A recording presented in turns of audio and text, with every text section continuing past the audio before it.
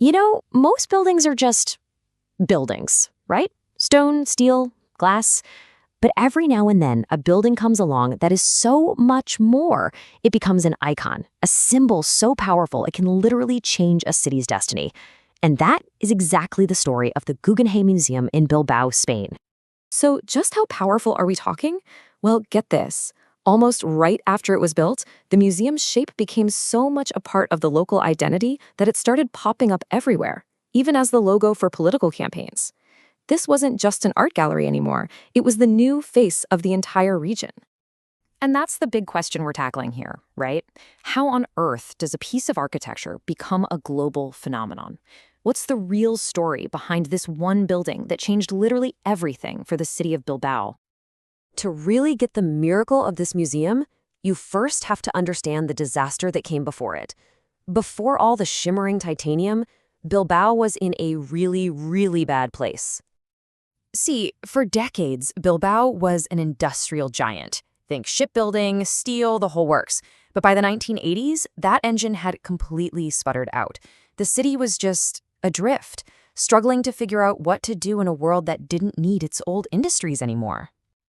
And look, this wasn't just some small economic slump. We are talking about a 25% unemployment rate, a quarter of the population out of work. At the time, that was the highest in all of Spain. The city's economic heart had pretty much stopped beating. So let's paint the picture. You've got a city that's lost its industry, has zero tourist appeal, and absolutely no clear path forward. It was a place defined by what it used to be, not what it could become. It needed something radical. And a radical idea is exactly what happened. Instead of trying to bring back the old factories, the local government proposed a wild, audacious gamble. What if they tried to save the city not with industry, but with culture? And you won't believe how quickly this all happened. In February of '91, the government reached out to the super prestigious Guggenheim Foundation in New York. By December, less than a year later, the deal was done. One of the most ambitious cultural projects of the century was officially a go.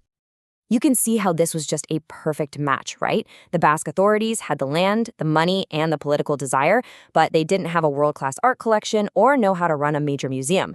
The Guggenheim, on the other hand, had the art and the know-how, but they were looking for a foothold in Europe. It was a total win-win. Okay, so you've got the deal. Now you need an architect who can deliver something legendary. Not just a museum, but a true icon. And for that, they turned to the one and only Frank Gehry. And Gehry, well, his process was just as wild as his buildings. He wasn't sitting at a computer drawing straight lines. He worked more like a sculptor. He'd create all these physical models, play around with them, mash them together, and just see what happened. Only when he found a shape he loved was that chaotic form scanned into a computer using software made for designing fighter jets. And this quote from him just says it all, doesn't it?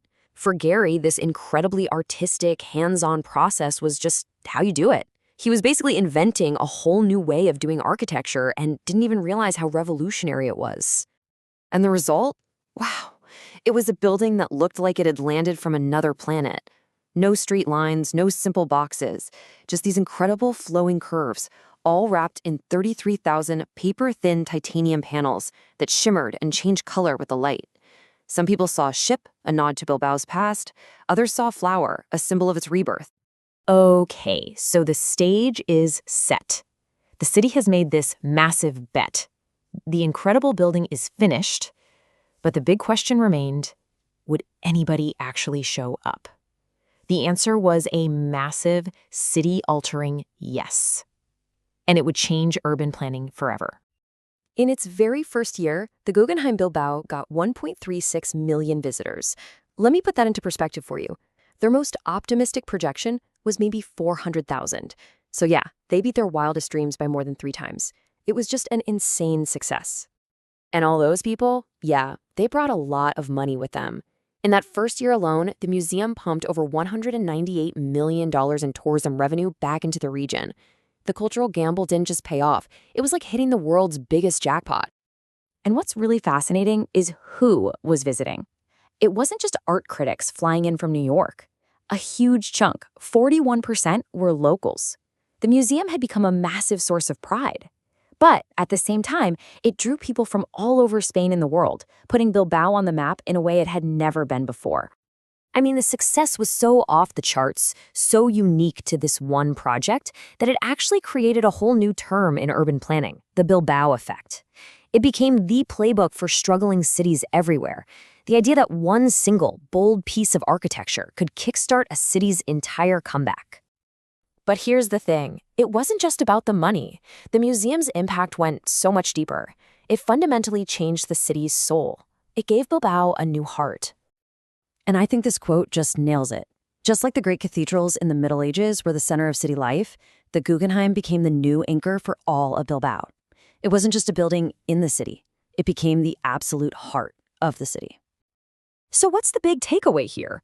The Guggenheim Bilbao proved to the entire world that culture isn't just a nice-to-have. It can be a city's main economic engine. It showed that investing in big, beautiful, bold architecture might just be the smartest financial move a city in crisis can make. But maybe the biggest impact wasn't something you could count at all. Maybe the greatest gift the building gave to Bilbao and to every single person who visited was this incredible feeling of hope and possibility. It was optimism made real. Which kind of leaves us with one final huge question. In the case of Bilbao, a city that was on its knees, the answer seems to be a spectacular, shimmering, titanium-clad yes. The story of the Guggenheim makes you wonder, what other impossible solutions are we missing in our own backyards?